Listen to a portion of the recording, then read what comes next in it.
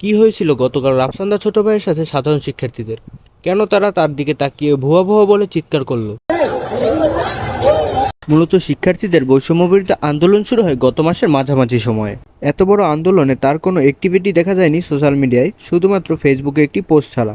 দেশের এমন পরিস্থিতিতে তার এমন চুপ থাকার কারণেই সাধারণ শিক্ষার্থীরা তার উপর এত ক্ষিপ্ত ছিল। তাই তারা রাফসান্দা ছোট ভাইকে দেখে ভুয়া ভুয়া বলে চিৎকার শুরু করে। চলুন দেখে আসি মেইন ভিডিওটি।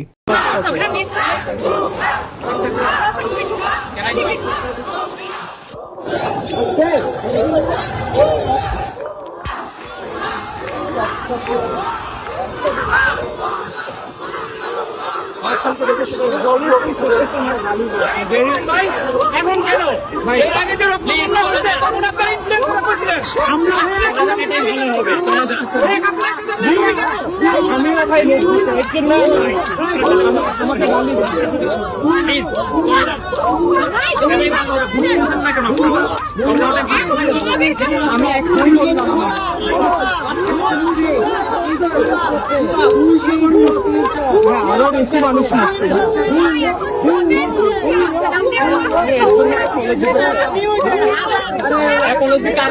আমার কাছে লাভ নাই।